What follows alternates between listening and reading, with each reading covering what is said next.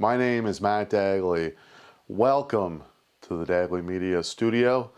We shoot all kinds of things in here, from podcasts, product reviews, you name it. Today I'm going to talk about the original YoloBox. I've been using it for a number of years, so I'm just going to run through some tips and tricks that I've kind of learned along the way. And I know what you're thinking. What is YoloBox? So the YoloBox is an all-in-one Livestream tablet. Runs on the Android operating system, and it's created by a company called YoloLive. I have the original OG model. I purchased it during the pandemic. Weddings were restricted to about 5 people at that time, so I was able to continue working, and it really helped my business during those years. Later, I covered municipal, provincial, and federal debate election events with the Laker News, and more recently, we've covered parades, tree lightings, and so much more with the YoloBox. So a quick overview. What can this box do? So one big advantage to the YoloBox is it's the screen, the ports, and all the controls mixed into one single device. All right, so let's go through those ports. So there's 2 HDMI ports. I do have a cage in my YoloBox to protect from drops and falls. And I also have these HDMI extenders to reduce wear and tear on the ports. So you can see they plug in here.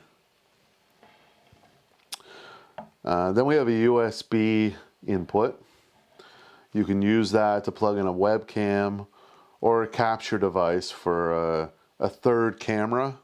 I do find that that can slow down the OS on the YoloBox. So I don't use it that often. I'll show you the switch that I use for the third camera. And then there's an HDMI out, and that can go to a monitor. For this demonstration, it's going to a MacBook, and I'm recording in OBS, the interface, so that I can show you what's happening on the YoloBox screen. There's also an Ethernet port.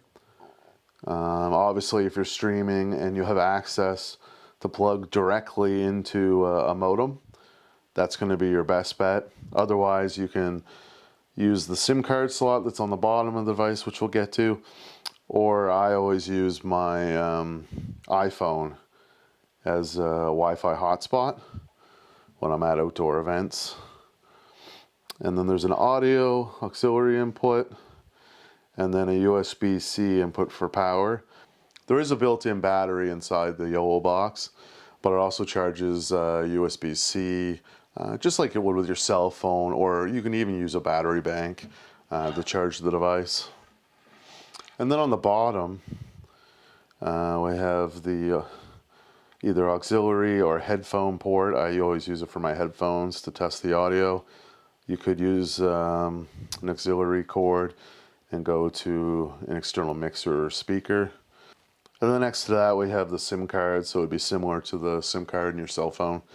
I tried using it with my local carrier here in Canada, but unfortunately they weren't able to get it to work. They couldn't support it, but that's okay. I just use my cell phone as a Wi-Fi hotspot.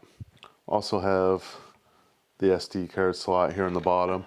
You can load in graphics, titles, previously recorded footage. Like for the Christmas tree lighting, we loaded in all the messages from our sponsors, broadcasted that before going live to the tree lighting, which is kind of neat. And also use that SD card to record all of your broadcasts.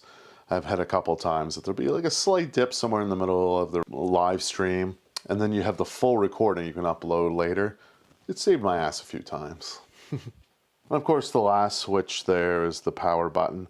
You just hold it in to turn it on or turn it off. So once your YoloBox powers on, you want to go into settings. So press that icon. It's the little person in the sort of top right, and that brings you into the account and settings menu. Here you can connect all of your social media accounts. The main ones are on the screen there, like Facebook, YouTube, Twitch. And then there's one called RTMPS. And that's how you manually set up. So I connect my Twitter X account through that menu. And the nice thing about the YoloBox is it saves your settings and logins. So each time I broadcast on any one of these platforms, it's saved in there for me. Sometimes you have to re-sign in every couple months for security reasons, but for the most part, all your information is saved and you can quickly go live straight to that platform. Another thing you need to do is go in and set up network settings before you can create a project. And so I already have my Wi-Fi set up, but you'd connect through this menu to either Ethernet, Wi-Fi, or a SIM card. Back to the main menu. And you can see here the last live stream that I did was the Canada Day Parade. So it's saved in the YoloBox. You can create a new live stream by pressing the red plus button at the bottom right. Create a live stream. I'm just going to call this one YoloBox. And the keyboard is set up the same way you'd see on an Android tablet. So obviously YoloBox isn't a common word, it's a brand or a model of a device. But other words, it would autofill and so on. Just like an Android phone or tablet. And you can also schedule it here, but we'll just go ahead and skip all that. So we'll load up YoloBox. And so main camera's here. So you can see me through the main camera, the wide shot, on the YoloBox. And you can see a lot of things going on in this menu. So this is where you should see all your cameras. I have two connected right now. This camera I don't have connected to the YoloBox because it's recording internally and it doesn't have the capacity that we plugged into HDMI and record at the same time. So you can see the sources. So there's both my cameras. If for whatever reason one of your cameras does not load, simply pull the HDMI cable out, plug it back in, and usually it'll load into the YoloBox or turn the camera on and off. And usually it boots right up. Also, if you go to add video source, you can do a lot of things in this menu. So local video 1 and local video 2, that's where you can load in previously recorded footage or loading screens. So I'll show you a loading screen. So here's one for Canada Day that we did recently. Loads it in. And so you can have this screen playing while you're waiting for the event to begin. It's also nice to have a loading screen because it gives viewers time to tune in before you actually go live. All right, and then at the bottom, we're going to go into overlays and add a new overlay. So there's image overlays. So I have a bunch of logos saved, different sponsors of different events and so on. So I'll just load in my logo. And so you can change that, you can change the size, you can move it around, you can give it a name. Call it test. So yeah, so then you can have your images load up on the screen. A lot of times that's good for watermarking up in the top corner, or if you have a sponsor, you want their logo to slide in, you can turn it on and off. So that's pretty neat. And then under platforms, you can connect your YouTube, private, public, unlisted. I got my Facebook, I got my Twitch, and then my Twitter X is at the bottom there. So you can load up and change all that.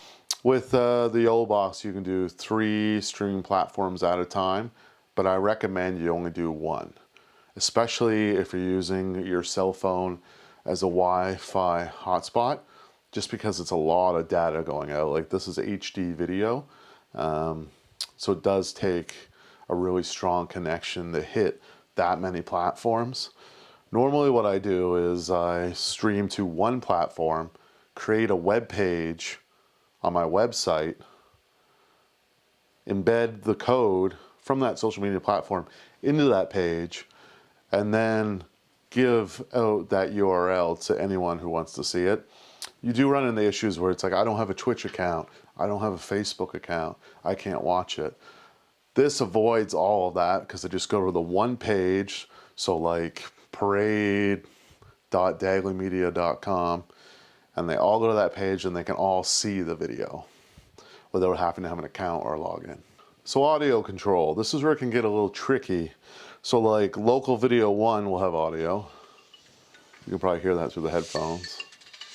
It's like royalty-free music I got off of YouTube. But also each HDMI input has an audio input. You can only select one at a time. And only some cameras support HDMI audio. Like the main camera I'm using now does not. The camera over here does, however, support HDMI audio. So these are things you have to test and check before you go live. So you can hear me, it'll be delayed, but turn that off.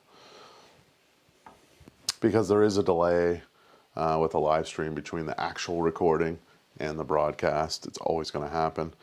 But I find with the YoloBox, I've never had a moment where the audio and the video didn't sync up.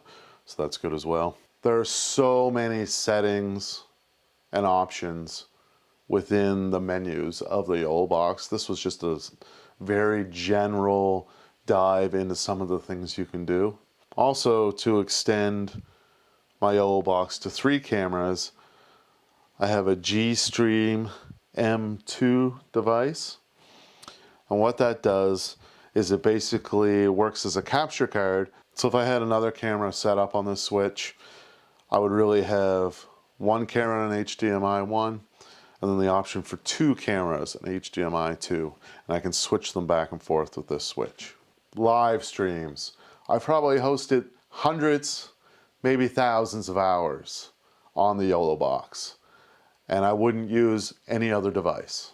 One day I'd like to upgrade my YoloBox to a model that has even more features and options. Please like, comment, subscribe, and let me know your experiences with the YoloBox. See you next time.